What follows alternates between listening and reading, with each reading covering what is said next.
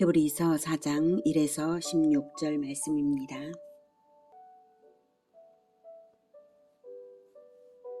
4장. 그러므로 우리는 두려워할지니 그의 안식에 들어갈 약속이 남아있을지라도 너희 중에는 혹 이르지 못할 자가 있을까 함이라. 그들과 같이 우리도 복음 전함을 받은 자이나 들은 바 그 말씀이 그들에게 유익하지 못한 것은 듣는 자가 믿음과 결부시키지 아니함이라. 이미 믿는 우리들은 저 안식에 들어가는도다. 그가 말씀하신 바와 같으니 내가 노하여 맹세한 바와 같이 그들이 내 안식에 들어오지 못하리라 하셨다 하였으나 세상을 창조할 때부터 그 일이 이루어졌느니라. 사랑하는 형제 여러분, 6월 14일 화요일 저녁 목상에 오신 것을 환영합니다. 히브리서는 미상의 저자가 히브리 출신 성도들에게 보낸 편지입니다. 로마 제국의 박해를 받아서 배교의 기로에 있는 그들에게 유대교로 돌아갈 필요가 없는 이유를 찬찬히 알려주고 유대교로 돌아가는 것이 왜 배교가 되는지를 알려주는 편지입니다. 유대교는 에덴에서의 여자의 후손 언약대로 그리스도의 나라를 시작하기 위하여 하나님께서 아브라함을 선택하셔서 가나안 땅과 많은 후손을 약속하시고 이스라엘의 12아들로부터 번성한 12지파를 모세를 통해 출애굽시켜서 시내산에서 율법을 주시며 언약을 맺어 하나님 나라로 출발한 것이 바로 유대교입니다. 유대교의 율법은 그러므로 그리스도의 진리를 담은 율법이고요. 유대인들은 그리스도를 기다리기 위하여 그리스도의 율법을 지키며 살아가는 것이 바로 그들의 정체성입니다. 관유를 부어서 기름 부음 받은 자인 제사장과 왕과 선지자들은 그리스도의 대리자로 유대인들을 지도하는 자들이었습니다. 그런데 유대교는 변질의 변질을 거듭하여서 마침내는 제사법이 의미하는 바 그리스도의 희생 대속의 진리조차 알지 못하고 형식에 불과한 껍데기 종교 의식만이 남아 있었습니다. 게다가 대제사장은 다신교 국가인 로마 제국이 임명하는 단기 임명직이 되어버려서 성직은 정치에 팔려 매매되었고요. 왕은 유대인도 아닌 에돔 사람 헤롯이 다스리고 있었고요. 헤롯과 제사장들은 결탁되어 있었으며 마지막 선지자인 세례 요한은 헤롯에게 죽임을 당하였습니다. 이런 처지에서 마침내는 대제사장들이 앞장서서 자기들이 기다려야 할 그리스도 예수님을 십자가에 못 박아 죽였습니다. 자기들이 죽임으로써 제사법이 의미하는 바 그리스도 희생 대속의 진리를 성취시켰으니 그들 자신이 바로 여자의 후손 그리스도의 발꿈치를 물어 죽이는 옛뱀 마귀의 앞잡이 노릇을 한 것입니다. 그들은 그리스도를 기다려 왕으로 섬겨야 할 사명자들이었는데 자기들이 주동하여서 그리스도를 죽였으니 부활로서 예수님은 그리스도이심을 증명하셨고요. 예수 부활의 복음을 믿지 않는 유대인들은 구원으로부터 버림받았습니다. 그래서 성전의 휘장이 둘로 찢어져 제사법의 성취와 철폐가 선언된 것이고 주후 70년의 성전 파괴 역시 합당한 것이 되었습니다. 유대인들은 버림받았지만 예수 부활의 복음은 오히려 모든 열방으로 퍼져나가면서 새로운 하나님의 자손들을 탄생시키고 있으므로 진정한 영적 이스라엘이 이제 드디어 새로 일어나고 있는 것입니다. 그것을 요한복음은 이렇게 말합니다. 요한복음 1장 11에서 14절. 자기 땅에 오매 자기 백성이 영접하지 아니하였으나 영접하는 자 곧 그 이름을 믿는 자들에게는 하나님의 자녀가 되는 권세를 주셨으니. 네, 자기 백성 유대인들은 그리스도를 버렸습니다. 유대교는 자기 목적을 달성하지 못하고 스스로 고사한 죽은 종교입니다. 자기 땅에 오매 자기 백성이 영접하지 아니하였으나 영접하는 자 곧 그 이름을 믿는 이방인들에게는 하나님의 자녀가 되는 권세를 주셨으니. 네. 그 이름을 믿는 자, 이방인을 포함한 모든 자들이죠. 이는 혈통으로나 육정으로나 사람의 뜻으로 나지 아니하고 오직 하나님께로부터 난 자들이니라. 혈통무관입니다. 혈통무관, 육정무관, 사람의 의지하고도 아무 관계가 없고 오직 하나님께로부터 났습니다. 예수 그리스도라는 진리의 말씀을 영접함으로써 그 말씀이 들어와서 믿으면 하나님께로부터 그 영혼이 탄생되는 것입니다. 재탄생되는 것입니다. 말씀이 육신이 되어 우리 가운데 거하시는 것이죠. 우리가 그의 영광을 보니 아버지의 독생자의 영광이요 은혜와 진리가 충만하더라. 말씀이 육신이 되어 이스라엘의 3년 공생애로 보여주셨고 이제 드디어 그 육신으로 오셨던 그 말씀의 진리를 우리가 믿음으로 받음으로 하나님의 자녀로 탄생되는 것입니다. 이제 유대교의 목적을 성취한 기독교회가 일어났는데 로마 제국의 박해가 아무리 극심하다 해도 성도가 유대교로 다시 돌아가는 것은 스스로 구원에서 떨어져 나가는 어리석은 결정이 되는 것입니다. 믿음이 있다면 그런 결정을 할 수가 없는 것이죠. 히브리서 기자는 3장까지 해서 그리스도의 우월성이 천사보다 낮고 모세보다 낮다는 것을 말했고요. 또한 모세 때 언약을 어겨서도 심판을 당해 광야에서 죽어갔는데 하물며 구원의 창시자인 예수 그리스도를 반역하여서 어찌 심판이 없겠냐고 하며 믿음을 지킬 것을 역설하였습니다. 1절부터 3절까지 봤는데요. 출애굽한 구약 선민 이스라엘이 광야에서 시험받은 것과 같이 지금 우리도 2절 복음 전함을 받은 자들이잖아요. 우리는 복음 전함을 받은 자들로서 충성과 순종을 시험받고 있습니다. 선민 이스라엘이 가나안에 들어갈 약속을 받은 자들이었으나 복음 전함을 받은 자들이었으나 그 가나안에 이르지 못하고 죽은 것처럼 우리 중에도 혹 이르지 못할 자가 있을까 두렵고 떨림으로 살펴야 할 것입니다. 구약 선민 이스라엘은 자기들이 들은 바 그 말씀을 귀로만 들었지, 겉귀로만 들었지 믿음과 결부시키지 아니하여서 결국 안식에 들어가지 못했습니다. 그러나 믿는 우리는 영원한 안식에 들어갈 것입니다. 3절에서는 시편 95편 11절을 인용하고 있습니다. 저는 7절부터 볼게요. 시편 95편 7절. 그는 우리의 하나님이시여 우리는 그가 기르시는 백성이며 그의 손이 돌보시는 양이기 때문이라. 너희가 오늘 그의 음성을 듣거든 너희는 무리바에서와 같이 또 광야의 마사에서 지냈던 날과 같이 너희 마음을 완악하게 하지 말지어다. 그때 너희 조상들이 내가 행한 일을 보고서도 나를 시험하고 조사하였도다. 내가 40년 동안 그 세대로 말미암아 근심하여 이르기를 그들은 마음이 미혹된 백성이라 내 길을 알지 못한다 하였도다. 그러므로 내가 노하여 맹세하기를 그들은 내 안식에 들어오지 못하리라 하였도다. 광야에서 끝없이 원망불평하던 이스라엘 백성들이 가나안에 들어가지 못하고 죽은 것은 오고 오는 모든 교회를 위한 본보기입니다.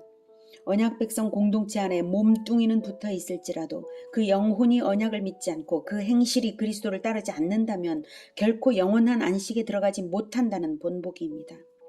출애굽 제1세대 60만 3,550명 중에는 단 2명 갈렙과 여호수아만이 제2세대와 함께 가나안에 들어갔습니다. 충격적인 숫자인데요.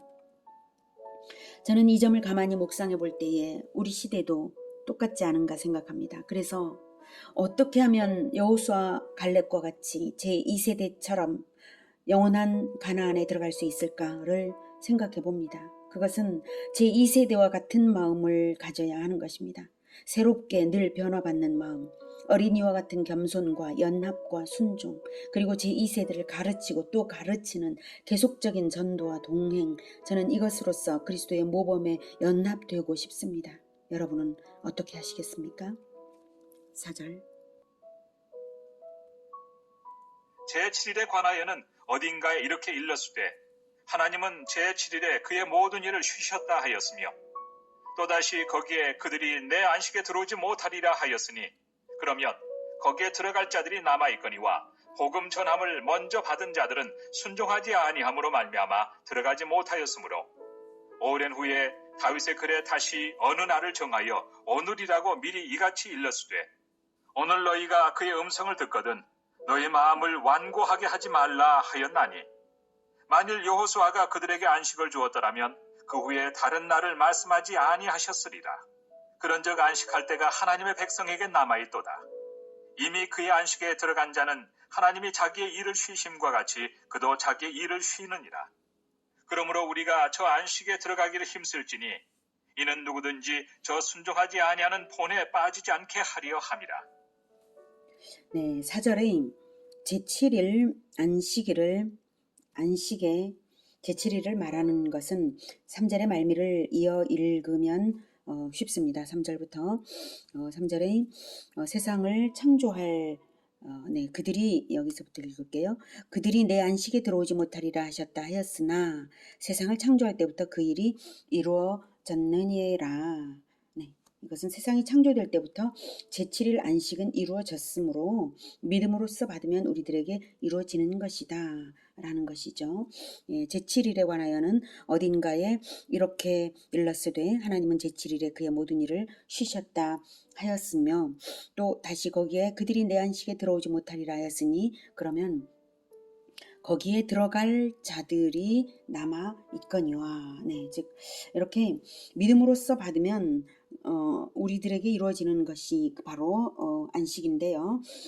이스라엘은 믿지 않아서 선민 이스라엘, 구약 이스라엘은 믿지 않아서 안식에 못 들어갔으나 믿는 우리는 안식 안에 있다 이 말씀이죠. 그러면 거기에 들어갈 자들이 남아 있다라고 하는 이 말은 바로 가나안 땅이 최종적인 안식처가 아니라 진정한 안식처가 남아 있다는 말씀입니다.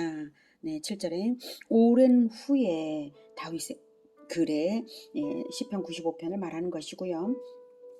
다시 어느 날을 정하여 오늘이라고 이같이 일렀으되 오늘 너희가 그의 음성을 듣거든 너희 마음을 완고하게 하지 말라 하였나니. 네, 다윗이 말란 오늘, 오늘 그의 음성을 듣는다라고 하는 이 오늘은 바로 신약시대의 오늘이라고 적용하고 있습니다.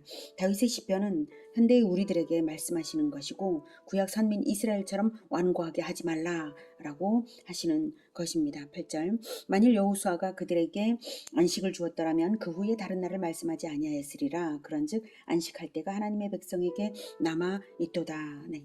다윗의 시편은 여호수아 이후에 쓴 시편이기 때문에 여호수아 시대의 가나안 정복을 진정한 안식이 아닌 예표적 안식일 뿐인 것을 알라는 것이죠. 진정한 안식에 대하여 시편 95편이 말한 것이다. 다윗이 말한 거니까, 나중에 말한 거니까. 그러니 진정한 안식이 모든 하나님의 백성을 위하여 남아있다 이 말씀입니다. 예수님이 재림하실 때에 새하늘과 새 땅으로 들어갈 영원한 안식을 주실 것인데 바로 그것을 말씀하시는 것입니다. 10절 이미 그의 안식에 들어간 자는 하나님이 자기의 일을 쉬심과 같이 그도 자기의 일을 쉬느니라. 네, 실제로는 영원한 안식에 아직 안 들어갔지만 믿음으로써 예수 그리스도 안에서 그 안식을 확실하게 보장받는 믿음의 성도들은 하나님께서 천지 만물 창조 후에 일곱째 날에 쉬신 것과 같이 이 세상 수고와 질고에 얽매이지 않고 안식을 누린다는 말씀입니다. 이것이 구원받은 자의 표지입니다. 진정 믿음을 가진 자는 구원을 확신하며 그 어떤 죄에 빠질 유혹에 흔들리지 않고 평안하죠. 그 어떤 고난 가운데도 평안을 잃지 않고 죽어주시는 기쁨을 가지고 있는 자입니다. 안식을 누립니다. 주일만큼이라도 이 세상에 자기의 일을 넉넉히 쉴 수 있는 평안이 있습니다. 11절 그러므로 우리가 저 안식에 들어가기를 힘쓸지니 이는 누구든지 저 순종하지 아니하는 본에 빠지지 않게 하려 함이라. 이 세상에서 주일에 안식을 믿음으로 영원한 안식을 믿음으로 주일을 누리면서 진정 영원한 저 안식에 들어가기를 힘써야 마땅하겠습니다. 오직 믿는 자에게 평안이 있고 평안이 있는 자들은 저 순종하지 아니하는 본을 보인 선민 이스라엘의 원망불평에 빠지지를 않고 따라서 유대교로 복귀하여 배교를 할 이유도 전혀 없는 것입니다. 한편 제7일 안식일에 대하여 첨가하자면 제7일 안식일은 구약 유대교의 규례입니다. 아시는 바와 같이 구약의 의식법은 예수님의 십자가의 죽으심을 성부 하나님께서 받으심과 함께 완성되고 철폐되었습니다. 그러므로 제사법뿐만 아니라 모든 의식법이 철폐되었는데요. 그래서 안식일을 제7일에 반드시 지켜야 한다는 법칙이 없습니다. 다만 십계명을 지킬 따름이죠. 그래서 기독교는 제7일 안식일이 아니라 주님께서 부활하신 주일, 즉 안식 후 첫날을 기념하게 된 것입니다. 이것도 유대교의 배척 때문에 그렇게 된 점이 있는데요. 초대교회 때는 성도들이 자기 자신들을 그리스도를 믿는 유대교인이라고 생각했기 때문에 제7일 안식일을 지켰습니다. 그리고 주님이 부활하신 안식 후 첫날도 지켜서 기념을 하였습니다. 그러니까 두 날을 다 기념하면서 예배한 것이죠. 그러다가 유대교에서 출교시키니까 쫓겨난 성도들이 모여서 예배할 때에 따로 예배를 하다 보니 굳이 제7일 안식일을 준수해야 할 이유가 없으니까 안식 후 첫날 주일에 예배함으로써 안식일 계명을 흠없이 진리에 합당하게 믿음으로써 준수하고 있는 것입니다.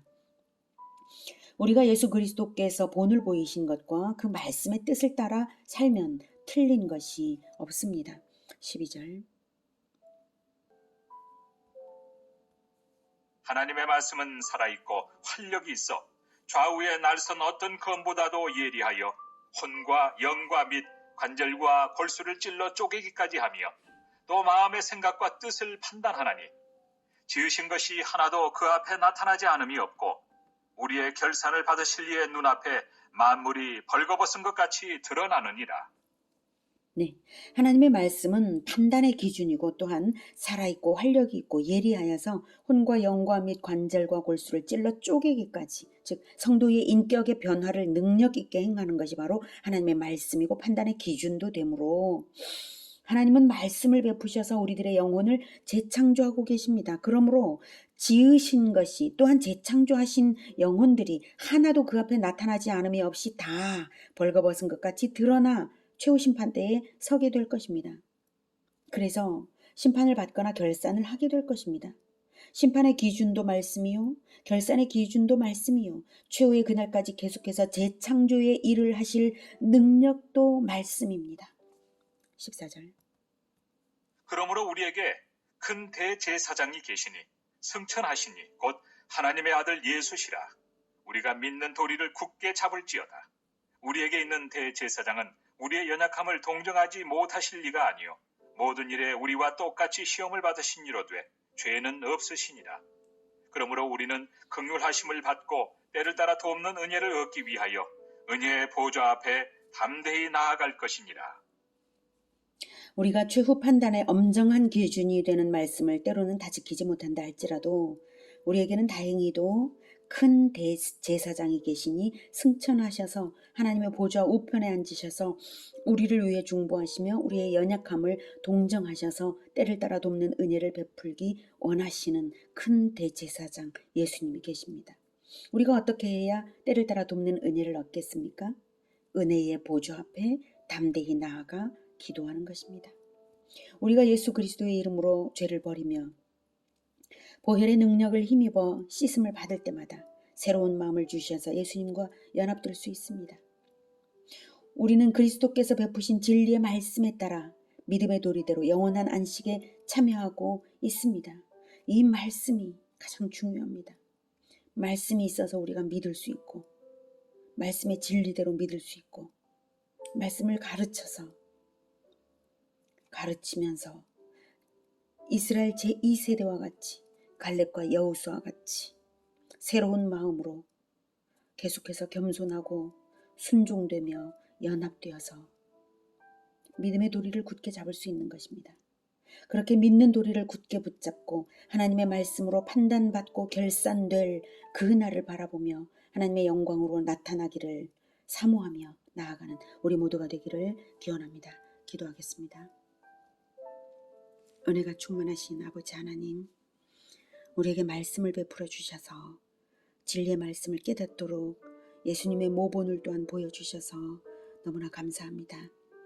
구약 율법의 모든 의식법과 제사법을 완성시켜 주신 예수님 감사합니다. 십자가의 그 성취로서 우리를 자유롭게 하시되 진리의 말씀을 깨닫게도 하시며 성령을 베푸셔서 따를 수 있게 깨닫고 따를 수 있게 하시니 정말 감사합니다. 우리가 하나님의 말씀을 날마다 배우며 그 진리에 믿는 도리를 굳게 붙잡고 끝까지 가겠습니다. 이스라엘 제2세대와 여호수아와 갈렙처럼 말씀을 굳건하게 붙잡아 우리의 영혼과 관절과 골수가 다 새로워지기를 원합니다.